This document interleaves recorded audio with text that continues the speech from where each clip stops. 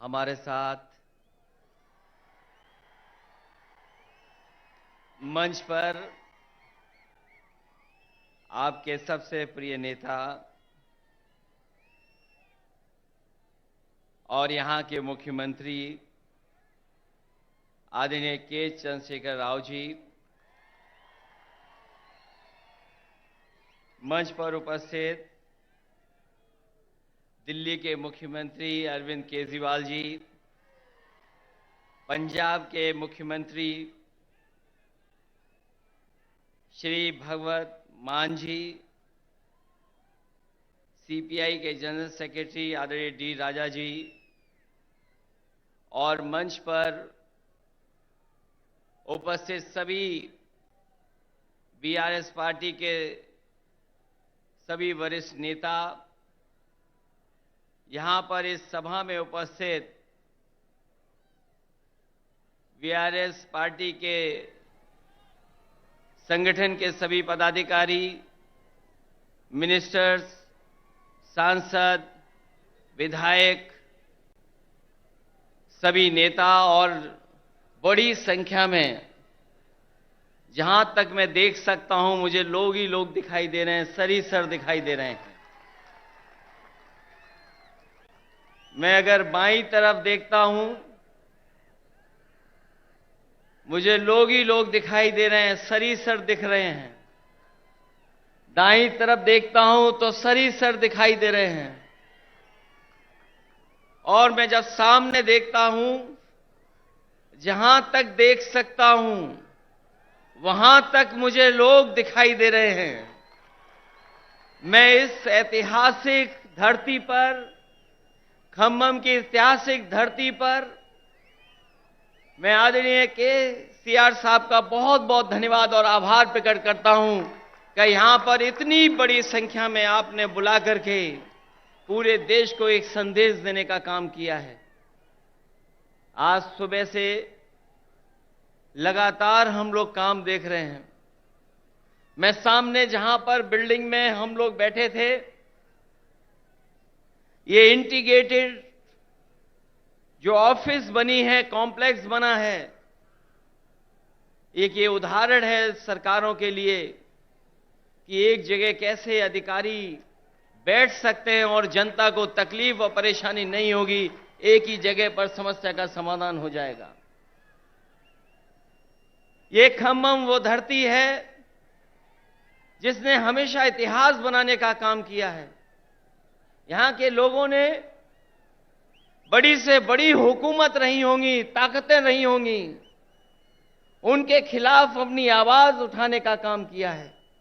यहां के किसान, यहां के नौजवान, अगर किसान कभी इकट्ठे हुए हैं और अपनी आवाज को बुलंद करना पड़ा होगा तो यहां के किसान इकट्ठे होकर के अपनी आवाज बुलंद कर करके उस समय की हुकूमत को हिला के रख दिया। मुझे उम्मीद है कि आने वाले समय में जो हालात हैं देश के, जिन परिस्थितियों से हम लोग गुजर रहे हैं, जहां भारत सरकार और खासकर भारतीय जनता पार्टी, जिसकी सरकार दिल्ली में है, एक एक सरकारें जो चुनी हुई उनको परेशान कर रही है। चाहे वो आपकी सरकार हो और चाहे आपके बीआरएस की पार्टी की सरकार हो, जो सहयोग और जो मदद और जो लोकतंत्र में सम्मान मिलना चाहिए वो सरकार सम्मान नहीं दे पा रही है।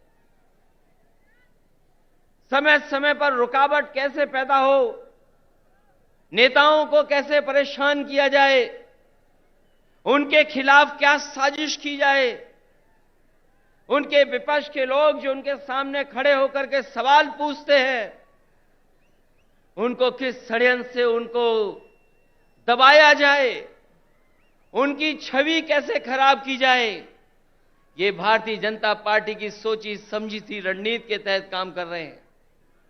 जो संस्थाएं हमें न्याय देना चाहती हैं, जहां से हम न्याय के लिए पुकार सकते हैं, उन संस्थाओं को भी दबाव बनाने का काम अगर कोई कर रहा है तो भारतीय जनता पार्टी कर रही है।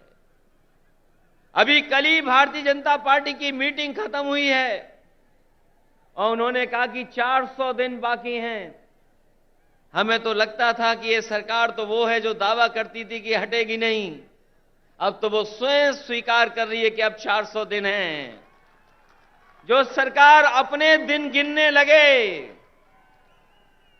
जो सरकार अपने दिन बताने लगे, समझ लो ये 400 दिन बाद सरकार रुकने वाली नहीं है। अब तो 399 दिन बचे हैं।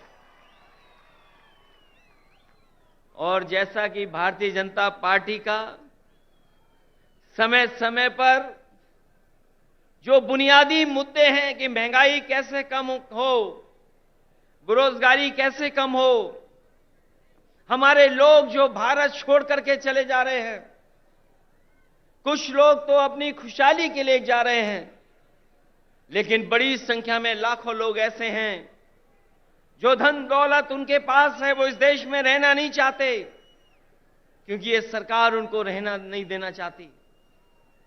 इनके पास बुनियादी ठोस मुद्दे जो किसान की जरूरत के वो नहीं पूरे कर रहे हैं।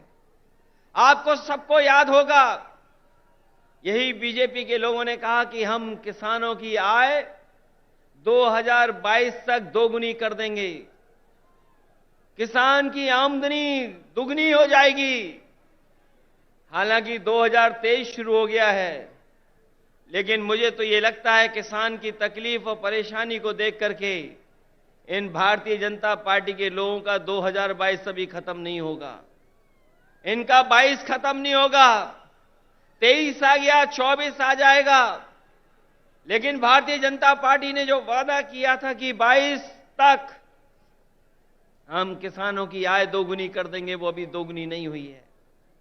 हमारा किसान तकलीफ और परेशानी में है, उसको वादा तो कर रहे हैं, लेकिन जो बुनियादी उसे मदद मिलनी चाहिए वो मदद नहीं मिल पा रही है।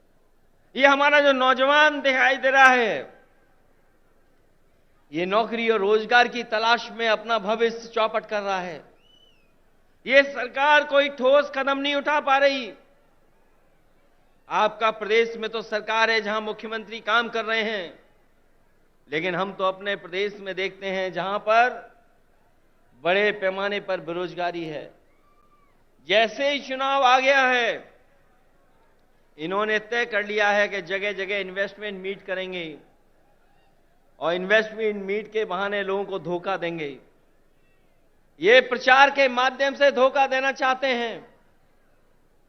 वैसे तो समय समय पर देश के लोग और देश के जो नेता होते हैं वो G20 की अध्यक्षता कर रहे हैं, लेकिन इस बार इन्हें मौका मिला है अध्यक्षता करने का। मुझे लगता है कि केवल चुनाव के लिए ही प्रचार करेंगे, उसमें कोई ठोस कदम नहीं उठाएंगे। इसलिए आज जब हम इतनी बड़ी संख्या में लोगों के सामने इकट्ठे हुए हैं, जहां मुझे लोग ही लोग दिखाई दे रहे हैं, उनके सामने मैं कह सकता हूं कि अगर तेलंगाना में सफाया हो रहा है बीजेपी का, तो उत्तर प्रदेश भी पीछे नहीं रहेगा।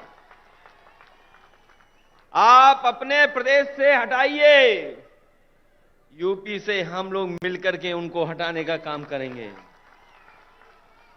हम यूपी वाले यही जानते हैं कि जिन्हें प्रधानमंत्री बनना है वो उत्तर प्रदेश जरूर आते हैं। इसीलिए आपने देखा होगा गुजरात से उत्तर प्रदेश आए। अगर गुजरात से प्रधानमंत्री बन सकते होते तो शायद गुजरात वो नहीं छोड़ते, लेकिन उत्तर प्रदेश के साथ जो धोखा हुआ है उसकी आप कल्पना नहीं कर सकते हैं। मां गंगा हमारी पूजा का, हमारी आस्था का, हमारी संस्कृति की स्थान है। एक पानी का जहाज चला करके, विलासिता का जहाज चला करके न जाने क्या सपने दिखा रही है सरकार। और जिस मां गंगा को साफ हो जाना चाहिए था, मां गंगा वैसी की वैसी है, नदी साफ नहीं है, नदी को साफ नहीं कर पाए। मुझे खुशी है इस बात की कि जब मैं मुख्यमंत्री था उस समय आपके मुख्यमंत्री जी ने एक फैसला लिया था कि यहां पर किसानों के खेत तक और घरों में पानी पीने का कैसे इंतजाम किया जाए। वो जो इंटीग्रेटेड इरिगेशन सिस्टम का आपने शुरुआत की, मैं आपको बधाई देता हूं और जनता को भी बधाई देता हूं, उनका धन्यवाद देता हूं कि आपके प्रदेश से शुरू हुई योजना, जहां पर खेत को पानी, घर में पानी का इंतजाम किया, वही तो भारत सरकार नकल कर रही है। जो आज भारत सरकार नकल कर रही है वो कहीं ना कहीं आपकी देन है। जिस सरकार ने एक उदाहरण पेश किया हो, और न केवल इरिगेशन में और भी क्षेत्रों में, मैं ऐसे सरकार के लोगों को बधाई देता हूं और खासकर मुख्यमंत्री जी को बधाई देता हूं। जहां इतना विकास हो रहा हो, वहीं भारतीय जनता पार्टी के लोग देश को पीछे ले जाना चाहते हैं। उनके मुद्दे, उनके फैसले हमें और आपको पीछे ले जा रहे हैं। इसलिए आज जरूरत है प्रोग्रेसिव नेताओं की, प्रोग्रेसिव सरकारों की। और मुझे उम्मीद है कि जिस तरीके से भारतीय जनता पार्टी ने देश को पीछे कर दिया है हर चीज में, हम सब मिलकर के जो मंच पर बैठे हैं और प्रदेशों में भी हैं, जो साथ मिलकर के काम करेंगे तो देश को एक नई सरकार भी और नए तरह का एक प्रोग्रेसिव एजेंडा देकर के देश को आगे ले जाने का काम करेंगे। मैं एक बार फिर बधाई देता हूं कि आपने जितना प्रचार करना चाहिए था, आपने भगवान विष्णु, उनके अवतार भगवान नरसिम्हा जी का जो मंदिर का निर्माण कराया, मैं आपको बधाई देता हूं। आपने काम ज्यादा किया, प्रचार कम किया, लेकिन कुछ लोग तो ऐसे हैं जो काम कम प्रचार ज्यादा करते हैं।